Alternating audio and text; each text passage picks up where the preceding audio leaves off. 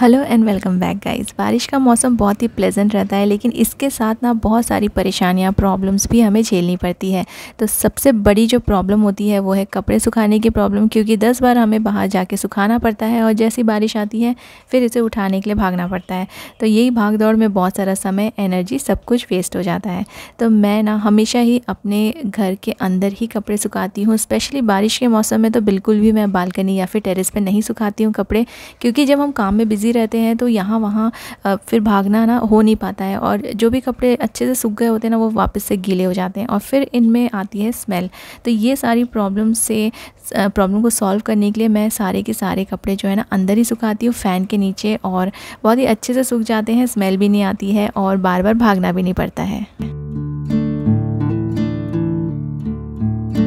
अब बारिश हो रही है तो फिर हम अंदर बाहर जब भी होते हैं ना तो हमारे पैरों से फिर अंदर गंदगी आती है, और बाहर अगर हम कॉटन के जो मैट्स होते हैं वो रखेंगे तो वो वापस से गीले हो जाएंगे और फिर उनको सुखाना पॉसिबल नहीं होगा, और कितने बार हम दिन में चेंज करेंगे।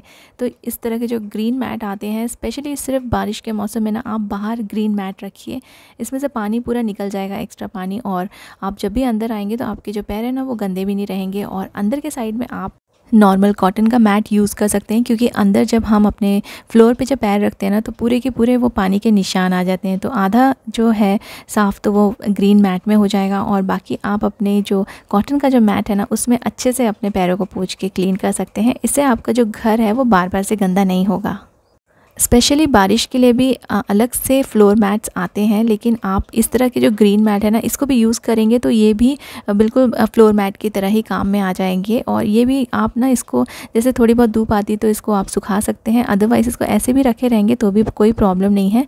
लेकिन अंदर के साइड में आपको एक नॉर्मल कॉटन का मैट रखना ज़रूरी है, इससे ना आपका फ्लोर बिल्कुल बार बार गंदा नहीं होगा और बारिश के मौसम में भी क्लीन रहेगा।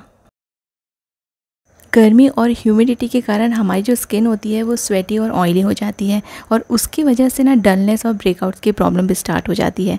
तो आपको याद होगा जब हम टीनेजर्स थे, इस प्रॉब्लम को सॉल्व करने के लिए हम लोग मुल्तानी मिट्टी और रोज़ का फेस पैक बना के लगाते थे। लेकिन अब क्योंकि काफ़ी बिजी स्केड्यूल हो गए सबके, तो ये सारे जो फेस पैक्स हैं ना ये बनाने का किसी के पास टाइम नहीं होता है। तो मैं यूज़ करती हूँ मामा अर्थ का मुल्तानी मिट्टी फेस वॉश, जो कि आसानी से कम समय में ना ऑयल और एक्ने कंट्रोल करता है और स्किन को हाइड्रेट रखता है, और हमारी जो स्किन टोन है ना उसको भी इवन करता है। और इससे फेस वॉश करने से आपकी स्किन बिल्कुल भी ड्राई नहीं होगी, और ये 100% सेफ़ है डेली यूज़ के लिए, and it is certified toxin free with no parabens and harmful chemicals. Mama Earth Multani mitti face wash में है गुडनेस ऑफ मुल्तानी मिट्टी, जो कि एक नेचुरल इंग्रेडिएंट है, और ये हेल्प करता है एक्सेस ऑयल को एब्जॉर्व करने में, और एक्ने से ये फाइट भी करता है। और जो बल्गेरियन रोज़ इसमें है वो स्किन को हाइड्रेट रखता है, ड्राई होने से बचाता है।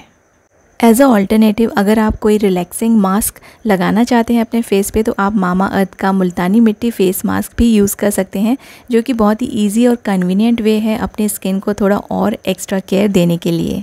मामा अर्थ के सभी प्रोडक्ट्स आपको मामा अर्थ के ऐप और वेबसाइट के अलावा नायका, फ्लिपकार्ट, अमेज़ॉन और पर्पल में भी मिल जाएंगे, और आप यूज़ कर सकते हैं मेरा coupon code JACH2023 to get 20% extra off, and this coupon is valid only on Mamaearth app and website. As a plant goodness initiative, every time you buy from them, Mama Earth will link your order on the website to a tree that they plant. By 2025, Mama Earth is aiming to plant 1 million tree as a part of this initiative. और दूसरा जो problem होता है, बहुत ही बड़ा problem है ये मक्खियों का। अगर आपकी खिड़की में नेट लगा है तो कोई प्रॉब्लम नहीं है, लेकिन जैसे मेरे यहाँ पे ना खिड़की में नेट नहीं लगा हुआ है, और जैसे ही लाइट ऑन होती है किचन की तो बहुत सारी जो फ्लाइज़ रहती है ना वो अंदर घुस जाती है, और बहुत ज़्यादा मुझे मुश्किल होता है फिर कुकिंग के टाइम पे, और इसलिए ना कई बार बहुत बार मुझे खिड़कियाँ बंद रखनी पड़ती हैं, और बंद रखने से सफोकेशन बहुत होता है, गर्मी भी बहुत होती है। तो अगर आपके भी खिड़की में नेट नहीं लगा हुआ है और आप बहुत ज़्यादा परेशान हैं फ्लाइज़ की वजह से, तो आप अपने कोई भी पुराने कर्टन या फिर इस तरह का नेट का कपड़ा लेके ना आप अपने खिड़की में लगा सकते हैं। तो बहुत ही सिंपल तरीके से मैंने नीचे से इसको स्टिच कर लिया है और ऊपर एक रस्सी लगा दी है दोनों साइड से, और ये देखिए पूरा कवर हो गया है। इससे हवा भी नहीं रुकेगी और बिल्कुल कोई इंसेक्ट और फ्लाइज़ भी अंदर नहीं आएगी। कर्टन का जो लेंथ है ना वो थोड़ा सा आप ऊपर ही रखिएगा, क्योंकि यहाँ पे जैसे कुकिंग वगैरह करते हैं तो थोड़ा सा डर है, इसलिए मैंने काफ़ी ऊपर रखा है इसको। और मेरा जो विंडो है ना, विंडो सिल काफ़ी ऊपर है गैस के, और इसलिए कोई ज़्यादा इसमें प्रॉब्लम नहीं है। लेकिन अगर आपकी विंडो नीचे तक है तो थोड़ा सा आप जब कुकिंग करते हैं ना तो कर्टन अगर लगाते हैं तो इसको ऊपर की तरफ थोड़ा सा कर दीजिए, तो बिल्कुल भी कोई डर नहीं रहेगा और बिल्कुल कोई मक्खी और इंसेक्ट्स नहीं आएंगे।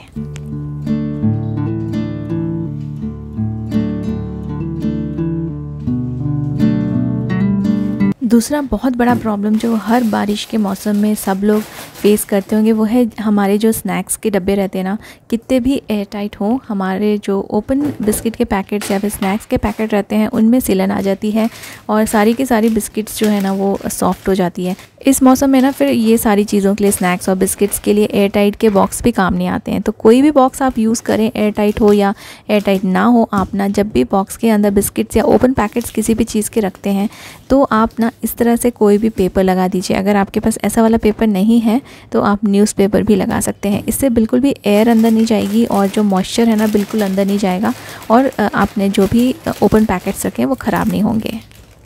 एक और बहुत ही आसान सा तरीका है ओपन पैकेट्स को सील करने का। ये पूरी तरह से जैसे हम मार्केट से लेकर आते हैं ना वैसे ही सील हो जाएंगे और आपको इनको किसी बॉक्स में रखने की भी ज़रूरत नहीं पड़ेगी। तो मैंने यहाँ पे प्रेस गरम कर लिया है और एक एल्यूमिनियम फॉइल का पीस ले लिया है। बस आपको एल्यूमिनियम फॉइल जो है इसको ओपन वाले जो पोर्शन है ना पैकेट का, उससे इसको थोड़ा सा कवर कर लेना है अच्छे से और इसको फ्लैट कर लेना है और इसके ऊपर आप प्रेस को अच्छे से गर्म कर लीजिए और इसके ऊपर रख दीजिए। तो जितना भी जो भी पैकेट का ओपन पोर्शन है ना वो पूरा सील हो जाएगा। बहुत ही आसानी से ये हो जाता है, बिल्कुल भी टाइम नहीं लगेगा और आप आराम से इसको अपने ही किचन में कर सकते हैं। और देखिए पूरे अच्छे तरीके से ये पैक हो गया है, बिल्कुल भी इसमें गैप नहीं है। तो आप इसको जितने बार भी ओपन करेंगे ना उसके बाद आप इस तरह से पैक करके रख दीजिए। बिल्कुल ये जैसे हम मार्केट से लेकर आते हैं वैसे ही सील पैक हो जाएगा।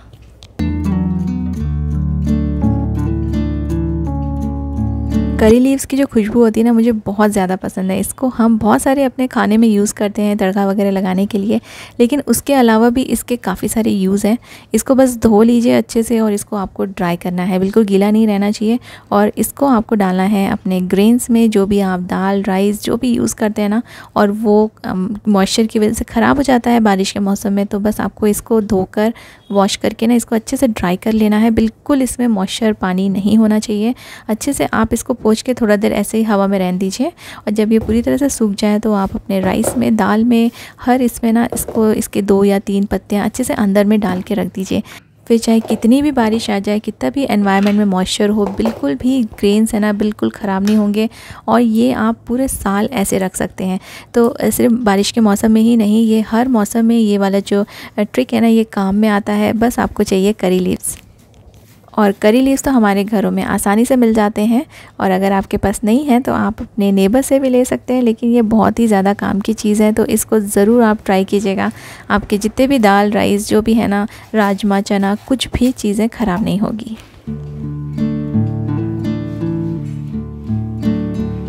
अब बरसात होती है तो वॉल्स भी थोड़े से गीले हो जाते हैं और मॉइस्चर आ जाता है उनमें, तो उसकी वजह से ना थोड़ा सा किचन में या फिर जहाँ हम डस्टबिन वगैरह रखते हैं सिंक एरिया में थोड़ा स्मेल आ जाती है, जो कि बहुत ही नॉर्मल सी बात है।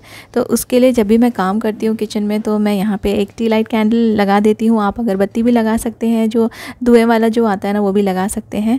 और इस तरह से ना मैंने यहाँ पे अगरबत्ती को 2 पीसेस में कट करके यहाँ पे जला दिया है। और एसेंशियल ऑयल भी मैं कभी कभी यूज़ करती हूँ। और अगर आपके पास ऐसा वाला टी लाइट होल्डर नहीं है तो आप नॉर्मल अगरबत्ती भी लगा सकते हैं।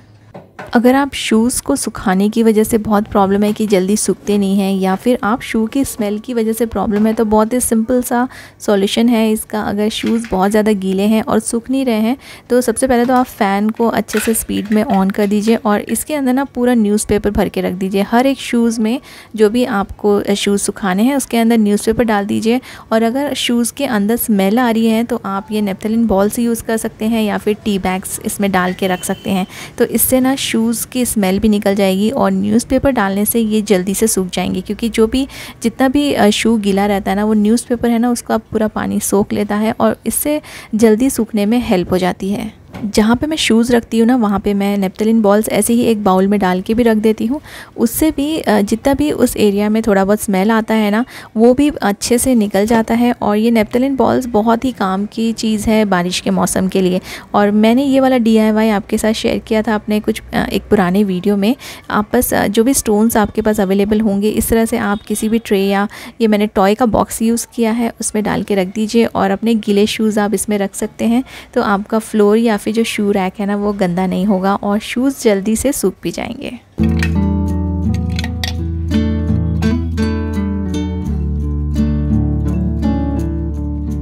ये सब तो हो गई घर की प्रॉब्लम्स, लेकिन बाहर भी जब हमारे बच्चे जाते हैं स्कूल तो उनके ना पूरे बैग पूरे भीग जाते हैं। और अगर हम उनको किसी पॉलीथीन बैग में पूरा बैग डाल के दे तो उनको होल्ड करने के लिए बहुत ज़्यादा प्रॉब्लम होता है। तो ऐसा वाला कवर, ये जो बैग का कवर आता है, मैंने अमेज़ॉन से लिया है और ये किसी भी साइज़ के बैग में फ़िट आ जाएगा।